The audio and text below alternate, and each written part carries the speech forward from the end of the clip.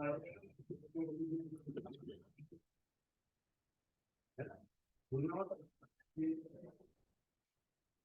Morning to all. Welcome to Suresh Gyan Vihar university. Last class में हमने देखा था कि कंप्यूटर क्या होता है, कंप्यूटर सॉफ्टवेयर एंड हार्डवेयर क्या होता है, आर्किटेक्चर क्या होता है एंड कंप्यूटर ऑर्गेनाइजेशन क्या होता है। ठीक है, साथ के साथ हमने वेरियस वेरियस जनरेशंस भी देखी कि कंप्यूटर की देयर आर टोटल 5 जनरेशंस। ठीक है, फर्स्ट जनरेशन की जो पीरियड है वो कब से कब तक है, 1946 to 59, then 59 to 65 for second generation, okay, then 65 to 71 and 71 to 80। ठीक है, फोर्थ जनरेशन के लिए। और fifth generation from 1980 to till date. Okay, हमारी फिफ्थ जनरेशन रह गई थी। तो फर्स्ट जनरेशन का पीरियड देख लिया हमने, उसमें जो मेन जो उसमें कंपोनेंट यूज में हुआ था वो क्या था, वैक्यूम ट्यूब्स हुए थे और मशीन लैंग्वेज का यूज हुआ था। ठीक है, उसके एग्जाम्पल्स क्या थे, ENIAC, EDVAC, UNIVAC, IBM 701650। Second generation के लिए जो थे ट्रांजिस्टर्स मेन कंपोनेंट था। ठीक है, assembly language and high level language like Fortran and COBOL, साथ के साथ मशीन लैंग्वेज भी यूज में ली गई। ठीक है, एग्जाम्पल्स इसमें कौन कौन से कंप्यूटर्स बने, आईबीएम 1620, 7094, सीडीसी 1604, यूनिवेक। ठीक है, इसी तरह से थर्ड जनरेशन का जो मेन कंपोनेंट था वो था इंटीग्रेटेड सर्किट्स। उसके बाद उसमें जो लैंग्वेज थी वो क्या थी, high level language like Fortran, second to four, two two four, COBOL, Pascal, BASIC, ALGOL वगैरह इसकी लैंग्वेजेस थी। ठीक है, and then for fourth generation जो मेन कंपोनेंट था वो वीएलएसआई था। VLSI stands for very large scale integrated circuit. अब जो इंटीग्रेट आईसी थी, ठीक है, थर्ड जनरेशन के अंदर जैसे जैसे जनरेशन्स बढ़ती गई, न्यू न्यू जनरेशन्स अराइज होती गई, वैसे वैसे जो कंपोनेंट था वो भी चेंज होता गया। और अकॉर्डिंग टू कंपोनेंट जो रिलायबिलिटी थी वो भी इंक्रीज होती गई। ठीक है, साइज ऑफ कंप्यूटर डिक्रीज होता गया and also need of cooling element भी डिक्रीज होता गया। ठीक है, अब फोर्थ जनरेशन में तो किसी कूलिंग एलिमेंट की जरूरत ही नहीं पड़ी। क्यों? क्योंकि उसका जो कम स्ट्रक्चर था, डिजाइन थी, आर्किटेक्चर था जो कंप्यूटर का, वो काफी छोटा हो गया। ठीक है, जो भी सीपीयू था वो एक छोटे से मदरबोर्ड पे या छोटे से सर्किटरी के अंदर उसकी सारी वर्किंग आ गई, मदरबोर्ड वगैरह। ठीक है, इसी तरह से फोर्थ जनरेशन में very large scale integrated circuit का यूज हुआ।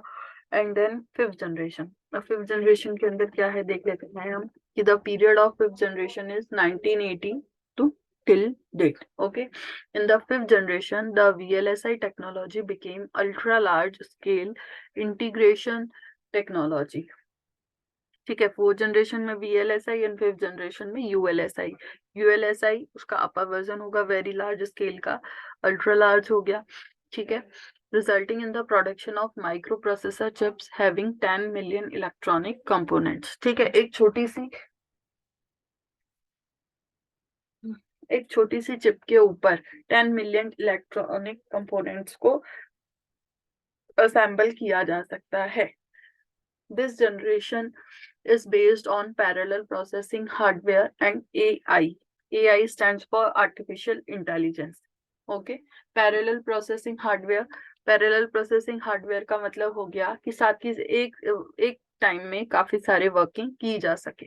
ओके, आर्टिफिशियल इंटेलिजेंस क्या हो गया, आर्टिफिशियल इंटेलिजेंस हो गया is an emerging branch in computer science which interprets means and method of making computer things like human beings. Okay, अच्छा, artificial का opposite होता है नेचुरल या ह्यूमन इंटेलिजेंस। ठीक है, तो ह्यूमन तो क्या होगा, वो खुद की सोच समझ से काम करेगा, उसकी खुद की इंटेलिजेंस होगी। लेकिन on the other hand artificial intelligence it means computer user uses humans intelligence. Okay, मतलब उसमें आर्टिफिशियली इंटेलिजेंस डाली गई है on the various on on the various aspects, ठीक है। लाइक जैसे कि इसमें कोई गेमिंग चल रही है, कंप्यूटर में गेम्स खेलते हैं, ठीक है, तो वो किसकी इंटेलिजेंसी पे वर्क कर रहा है भाई? उसमें ऑलरेडी प्रोग्रामिंग इस तरह से की गई है, कोडिंग इस तरह से की गई है कि सपोज लेफ्ट बटन दबाया है, लेफ्ट बटन को प्रेस किया है तो वो जो आपका कर्सर है वो लेफ्ट में जाना चाहिए, राइट प्रेस किया है तो राइट में जाना चाहिए, या इसी तरह से अप डाउन टॉप बॉटम वगैरह सब कुछ। तो ठीक है, तो वो क्या हो गया, एक तरह से आपका आर्टिफिशियल इंटेलिजेंस हो गया है, जिसको कि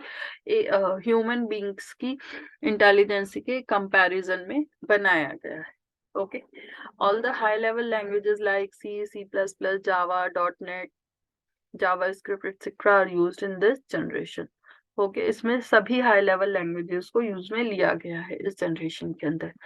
अब AI includes robotics, neural networks, game playing, development of expert system to make decision in real life situations, natural language understanding and generation।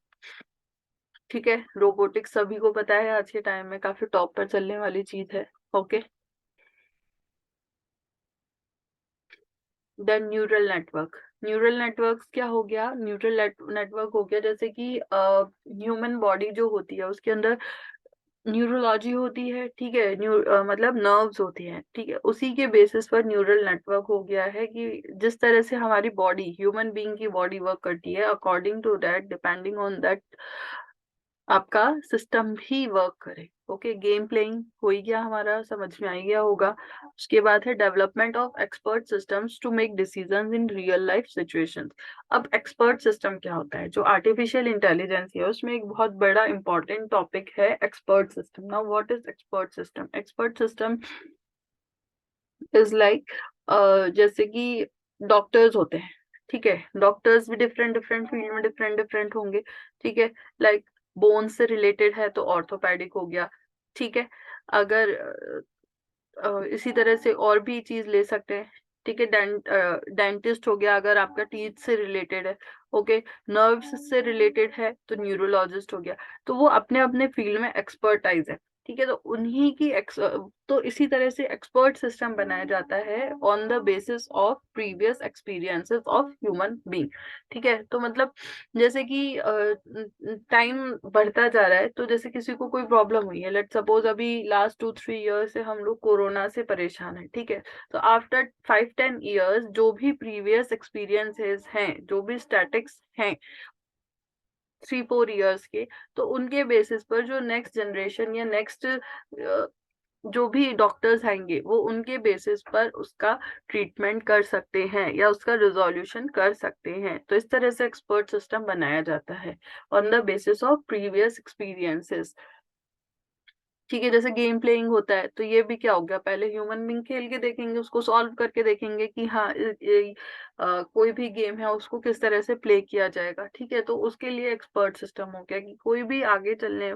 किसी भी फील्ड में, जैसे कि अब हम गूगल करते हैं, गूगल पे कुछ भी डालते हैं कि हाँ कुछ भी हमें जानना है कि व्हाट इज कंप्यूटर आर्किटेक्चर या व्हाट इज कंप्यूटर ऑर्गेनाइजेशन, तो हमें फटफट करके काफी सारे लिंक्स ओपन हो जाते हैं। तो वो कहाँ से आते हैं भाई? उसमें पहले हमें इंसर्ट तो करना पड़ेगा कोई भी चीज, उसको लिए एक्सपर्टाइज देना पड़ेगा, अपना एक्सपर्ट सिस्टम बनाना पड़ेगा। तो वही वाली चीज है कि developing expert system to make decisions, good decisions, ठीक है। उसके बाद है natural language understanding and generation. Main features of fifth generations are ULSI technology, development of true artificial intelligence, natural language processing।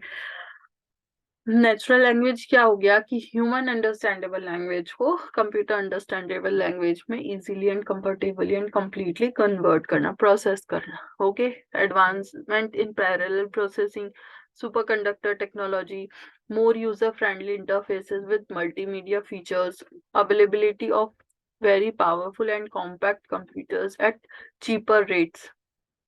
Okay, now इसके क्या क्या examples होंगे for this generation? Desktop हो गया आपका, लैपटॉप हो गया, नोटबुक हो गई, अल्ट्रा बुक हो गई, ओके, क्रोम बुक हो गया। Now types of various computers, classification based on operating principles, ठीक है। So there are basically 3 types of computers: digital computer, analog computers and hybrid computers। Now first, what is digital computer? देखो ये यहाँ पर diagram show किया हुआ है, this is a digital computer. Okay, now what is this? operate essentially by counting. All quantities are expressed as discrete or numbers.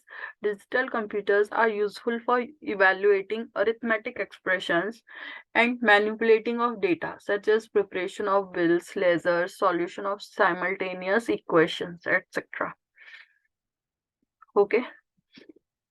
What is next? Analog computers. An analog computer is a form of computer that uses the continuously changeable aspects of physical phenomena such as electrical, mechanical, or hydraulic quantities to model the problem being solved.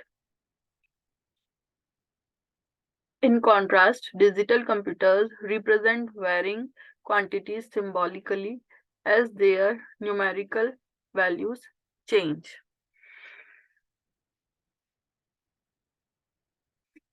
अब analogue computer के अंदर क्या होगा?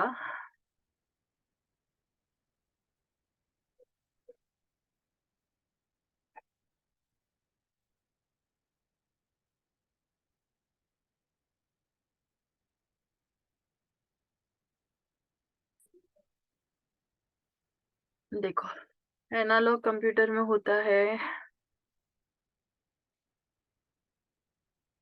इसमें physical phenomena होता है। मतलब इसमें क्या होता है कि जो फिजिकल फिनोमेना है लाइक इलेक्ट्रिकल, मैकेनिकल और हाइड्रोलिक क्वांटिटीज जो होती हैं वो चेंज होती रहती है। इसमें सारा एनालॉग का मतलब क्या हुआ, सब कुछ मैनुअली होगा। ठीक है, मतलब इनके बेस पे होगा, इलेक्ट्रिकली, मैकेनिकली और हाइड्रोलिक क्वांटिटीज के ऊपर।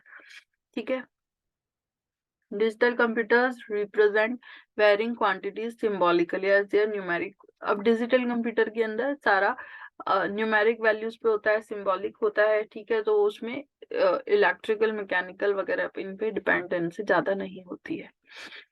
Hybrid computers are computers that exhibit features of analog computers and digital computers. The digital component normally serves as the controller and provides logical operation, while the analog component normally serves as a solver of differential equations. ठीक है, ये हो गया आपका hybrid computer.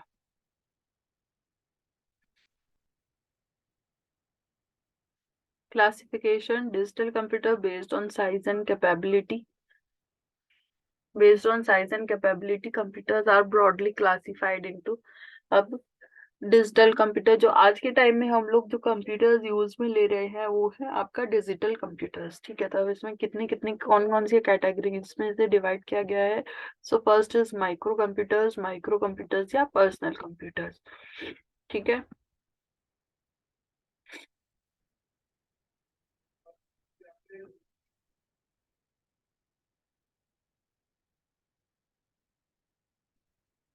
Next first micro computer में भी बहुत सारी चीजें हैं वो हम देखेंगे। उसके बाद है आपका मिनी कंप्यूटर। ठीक है, मिनी कंप्यूटर के बाद है mainframe computer, mainframe enterprises computer, super computer and these are your super computer. ठीक है, तो सबसे पहले हम माइक्रो कंप्यूटर्स को देखते हैं। माइक्रो कंप्यूटर्स में क्या होता है?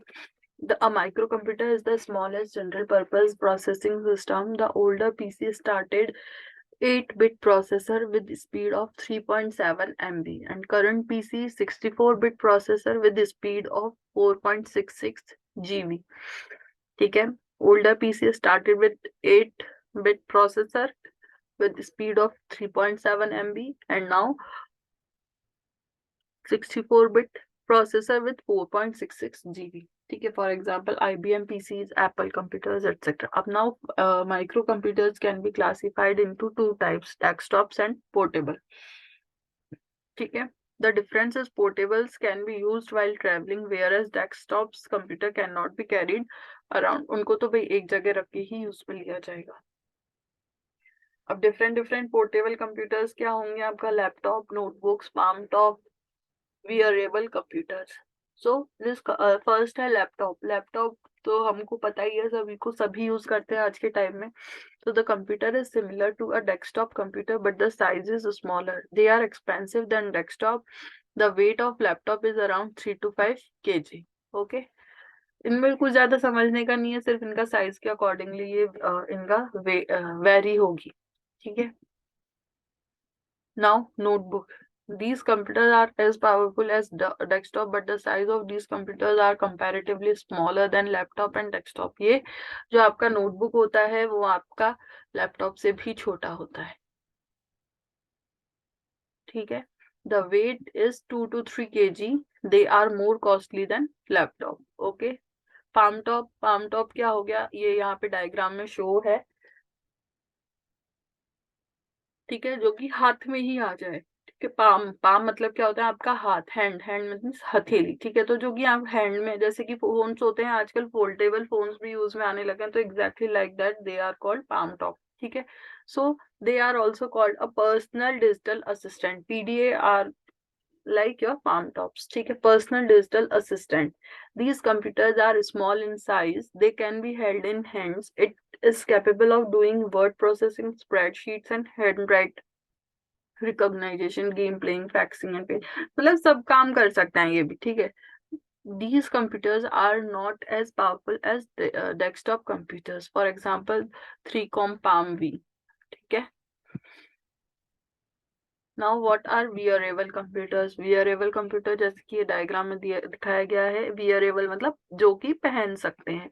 The size of this computer is very small so that it can be worn on the body, it has a smaller processing power, it is used in the field of medicine, for example pacemaker to correct the heartbeats, insulin meter to find the levels of insulin in the body, okay। Workstations,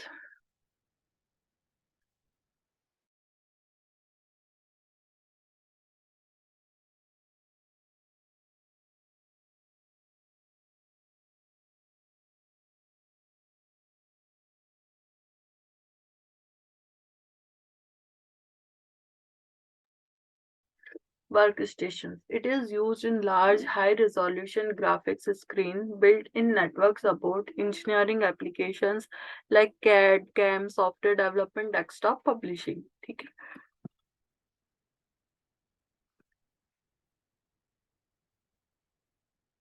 जैसे कि जहाँ पर mechanical type working जो करनी होती है, like CAD और cam, क्या हो गया, कैड हो गया आपका कंप्यूटर एडेड डिजाइन, ठीक है, जहाँ पर भी आपकी डिजाइनिंग पार्ट करनी है, लाइक सपोज आपको ये वेरियस वेरियस टूल्स हैं, ठीक है, एप्लीकेशंस हैं, ये कैड और कैम जो हो गई है। जैसे कि अपने को कोई कार डिजाइन करना है या कोई भी अदर डिजाइनिंग जो पार्ट होता है बड़े लेवल पे, इंजीनियरिंग डिजाइन, तो वहां पर आपका वर्क स्टेशंस में यूज में लिया जाएगा। इसके लिए क्या एग्जांपल्स रहेंगे, यूनिक्स एंड विंडोज एंटी, ये इसके लिए प्लेटफॉर्म यूज में लिया जाएगा, ठीक है। अब यूनिक्स क्या है, यूनिक्स जो ऑपरेटिंग सिस्टम है that is your open source operating system, and Windows anti ये अभी के टाइम में सबसे अपडेटेड चल रहा है। नेक्स्ट इज मिनी कंप्यूटर, ठीक है। मिनी कंप्यूटर क्या होगा, a mini computer is a medium sized computer that is more powerful than a micro computer, ठीक है। ये भी छोटा ही होता है साइज में, लेकिन ये माइक्रो कंप्यूटर से भी ज्यादा पावरफुल होता है। These computer are usually design to serve multiple users simultaneously, means parallel processing. They are more expensive than microcomputers, for example digital alpha, sun ultra, ठीक है। मेन फ्रेम जहाँ पर बड़े बड़े सिस्टम्स की नीड रहेगी, computers with large storage capacities and very high speed of processing compared to mini or micro computers are known as mainframe computers. They support a large number of terminals for simultaneous use by a number of users like ATM transactions. They are also used as central host computers in distributed data processing system. क्या हुआ ये,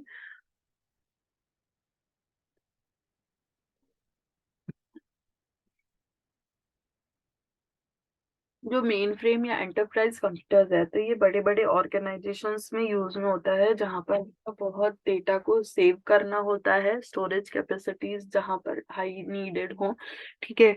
साथ ही साथ इनकी जो speed होती है, वो भी काफी हाई होती है as compare to micro and mini computers. That's why only ये बड़े बड़े ऑर्गेनाइजेशन में यूज में लिए जाते हैं, क्योंकि ये एक्सपेंसिव भी होते हैं। ठीक है, जैसे कि अब हम लोग देखते हैं, हम लोग जैसे ऑनलाइन शॉपिंग करते हैं अमेजोन वगैरह, तो या फेसबुक वगैरह, तो वहां पर ऐसे बड़े बड़े सिस्टम्स की नीड होती है जहाँ पर काफी हाई डेटा को स्टोर करना होता है। ओके, IBM 370 S390 वगैरह। Next, super computer. Supercomputers have extremely large storage capacity and computing speeds which are many times faster than other computers. Okay, a supercomputer is measured in terms of 10 of millions instructions per second. ठीक है, अब जो computer की जो speed होती है वो किस में देखी जाती है? MIPS में, मतलब मिलियन इंस्ट्रक्शंस पर second. An operation is made up of numerous instructions. The supercomputer is mainly used for large-scale numerical problems in scientific and engineering disciplines such as weather analysis. ठीक है, इसका यूज कहाँ होता है super computer का? जहां पर न्यूमेरिकल प्रॉब्लम्स को सॉल्व करना रहे। अब न्यूमेरिकल प्रॉब्लम्स बेसिकली कहाँ, जहां पर साइंटिफिक यूज होना होता है, साइंटिफिक वर्किंग हो रही होती है, ठीक है, इंजीनियरिंग वर्किंग हो रही होती है, लाइक वेदर एनालिसिस। ओके, अब इसका क्या एग्जाम्पल है? IBM deep blue. ठीक है, your super computer example is IBM deep blue. ये इसका एक diagram.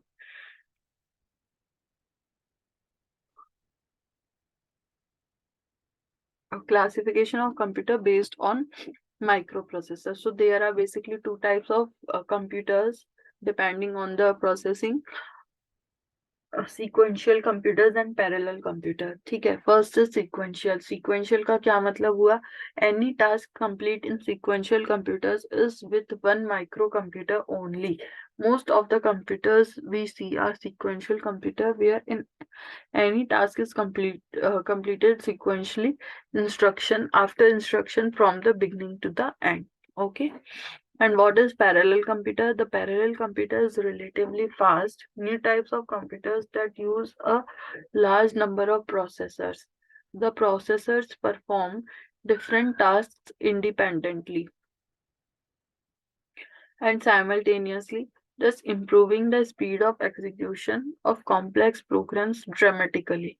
Parallel computers match the speed of supercomputers at a fraction of the cost. ठीक है, जब एक से ज्यादा प्रोसेसर्स को यूज में लिया जाता है तो उसको बोला जाता है पैरेलल कंप्यूटर, और इसी वजह से इसकी जो स्पीड होती है वो फास्टर होती है as compare to other computers. Okay, next is classification based on word length.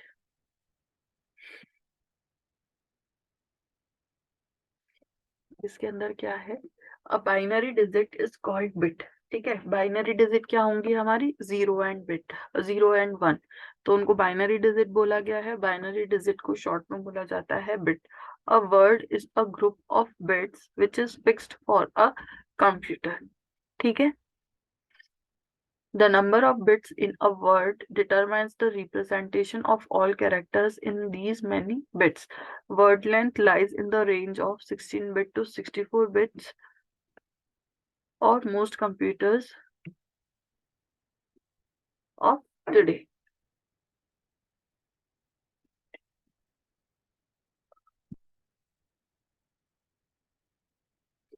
Next, number of users के base पे, based on number of users, computer are classified into single user and multi-user. Single, only one user can use the resource at any time. ठीक है, जैसे कि ये हम लोग general use में लेते हैं। और मल्टी यूजर मतलब कि a single computer shared by a number of users at any time. Okay. Network, a number of interconnected autonomous computers shared by a number of users at any time, like this.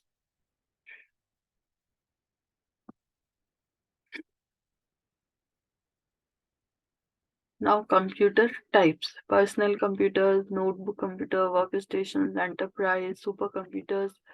वैसे तो हम ये पढ़ चुके, ठीक है। तो इसको करने की जरूरत नहीं, आप चाहो तो शॉर्ट में है ये, तो आप इसको नोट कर लीजिए। A computer can be defined as fast electronic calculating machine that accepts the data or digitized input information, process it as per the list of internal stored instructions and produces the resulting information. List of instructions are called program and internal storage is called computer memory. लिख लो आप ये लोग ना इसको।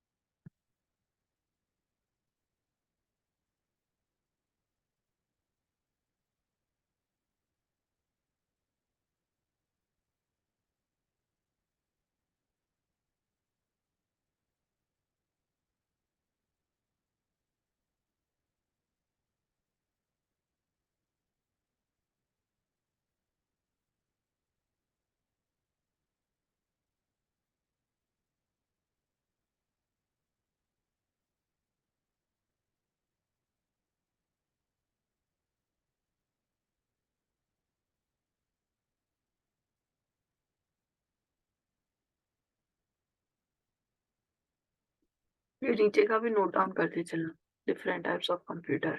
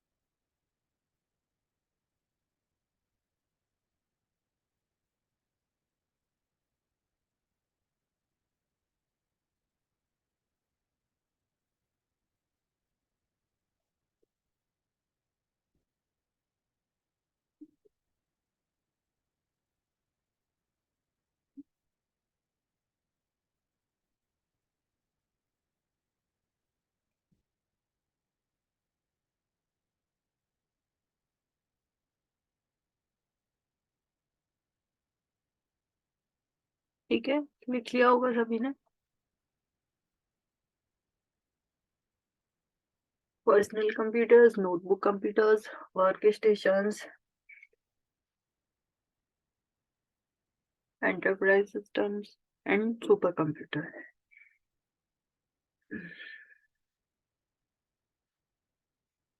ठीक है, आगे चलते हैं।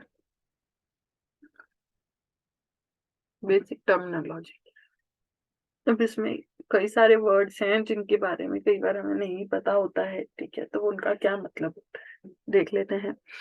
First is input, whatever is put into a computer system. ठीक है, जो भी एंटर किया जाता है, जो भी डेटा या रॉ नंबर्स को हम लोग कंप्यूटर को इंसर्ट कराते हैं, दैट इज योर इनपुट।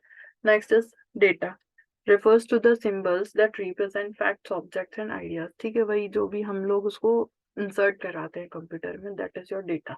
वो कुछ भी हो सकता है, कोई फैक्ट, ऑब्जेक्ट या ideas. Next is information.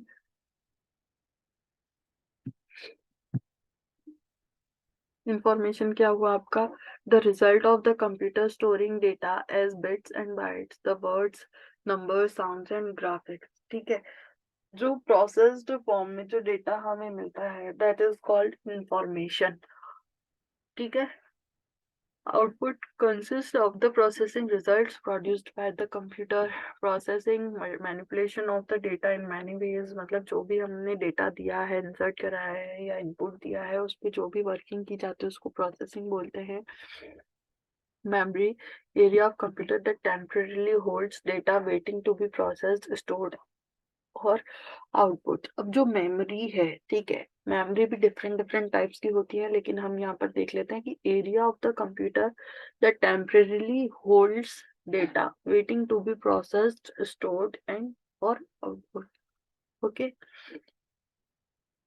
storage, area of the computer that holds data on a permanent basis when it is not immediately needed for the processing. Okay, assembly language program. Programs are written using mnemonics.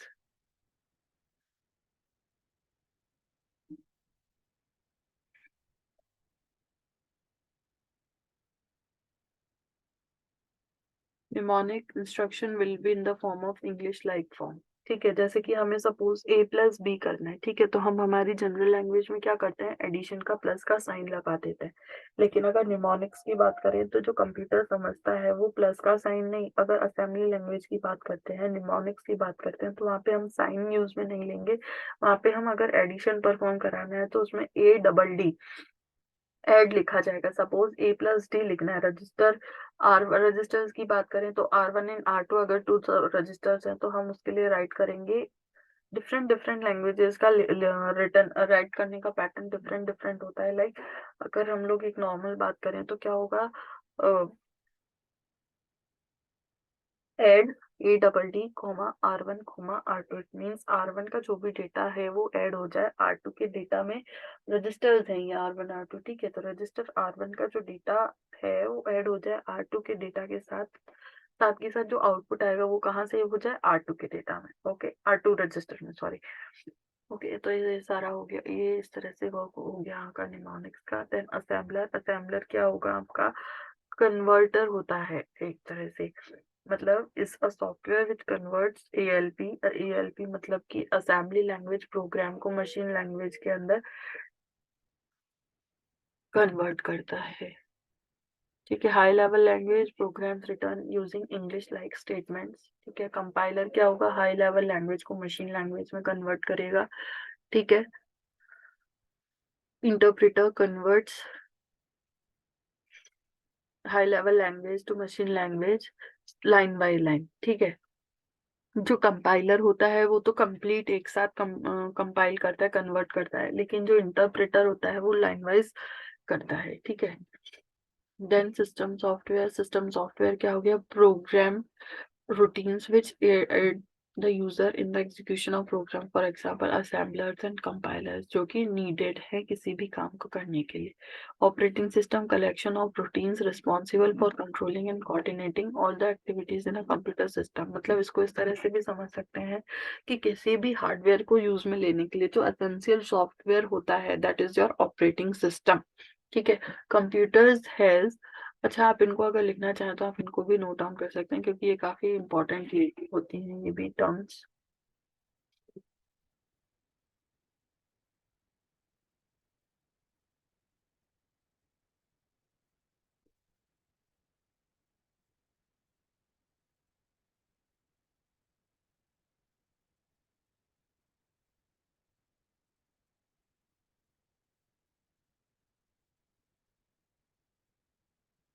ठीक है, operating system collection of routines responsible for controlling and coordinating all the activities in a super a computer system.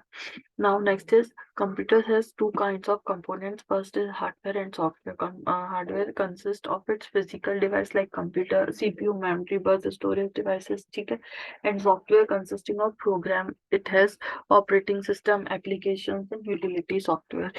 ठीक है, operating system मतलब कि इसके बिना आपका कोई भी हार्डवेयर वर्क नहीं करेगा। अब there are various various operating system like open source operating system and closed source. Closed source का मतलब क्या हो गया, वो ऑपरेटिंग सिस्टम जो कि परचेज करना पड़े, लाइसेंस्ड हो, जिसमें आप कोई भी modifications according to your need नहीं कर सकते हैं। लेकिन अगर वहीं बात करें ओपन सोर्स ऑपरेटिंग सिस्टम की, तो ओपन सोर्स के अंदर क्या होता है, हम according to our need or conveniency, we can make changes in our operating system like Unix, Ubuntu. Okay, application software क्या हो गया आपका? एप्लीकेशन सॉफ्टवेयर हो गया कि जैसे कि वीएलसी है आपका, ठीक है, या फिर आपके ये जितने भी क्रोम वगैरह हैं, ये सारे आपके एप्लीकेशन सॉफ्टवेयर हो गए। मतलब ऐसा नहीं है कि अगर ये आप इंस्टॉल नहीं करेंगे अपने सिस्टम में तो इनके बिना आपका काम नहीं चलेगा, ठीक है। जैसे जैसे आपको नीड होती है आप अकॉर्डिंग टू दैट अपनी सिस्टम में एप्लीकेशंस को इंस्टॉल करते रहते हैं, then they are called application software, ठीक है।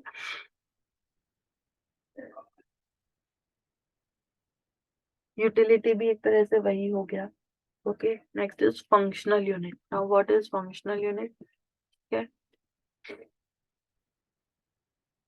देखो उसको ज्यादा ध्यान से हम बाद में समझेंगे, एक बार आप बस इस डायग्राम को देख लीजिए, आगे ज्यादा डीप में हम नेक्स्ट क्लास में रीड पढ़ेंगे। फर्स्ट इज ब्लॉक, फर्स्ट नहीं, block diagram of a computer, ठीक है। अब यहाँ पर ये क्या है? ब्लॉक डायग्राम है। ये इनपुट है, इनपुट से डेटा इंसर्ट किया जा रहा है, ओके। फिर उसके बाद output unit,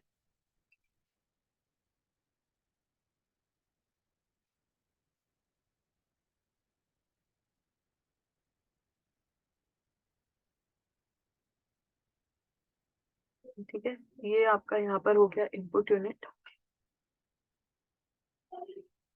this is your output unit, ठीक है। इनपुट यूनिट में इनपुट से यहाँ से डेटा एंटर किया गया, ओके, और आउटपुट पे इंफॉर्मेशन, जो भी डेटा एंटर किया गया यहाँ पर, ये पूरे सेंटर में जो भी है इस पे वर्किंग होने के बाद प्रोसेसिंग, इस जगह पे प्रोसेसिंग हुई, उसके बाद हमें क्या आउटपुट मिला? डेटा कन्वर्ट्स इनटू इंफॉर्मेशन, ठीक है।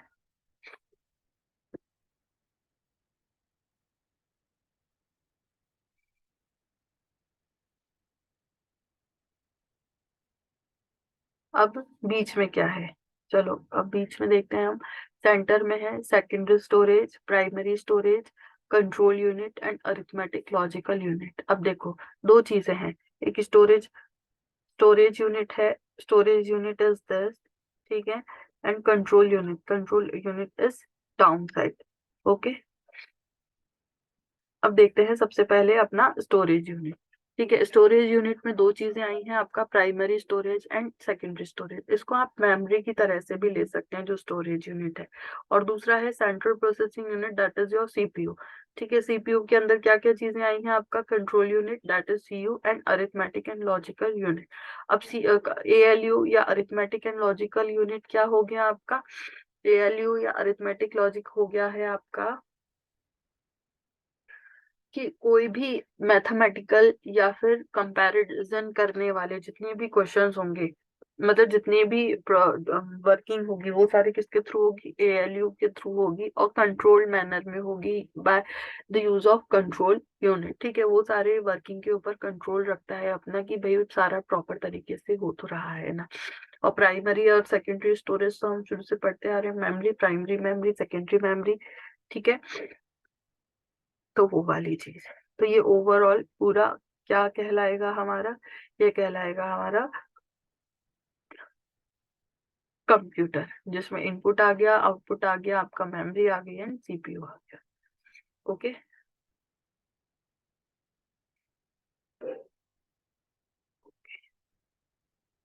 बनाना चाहे तो बना लीजिए इसको भी।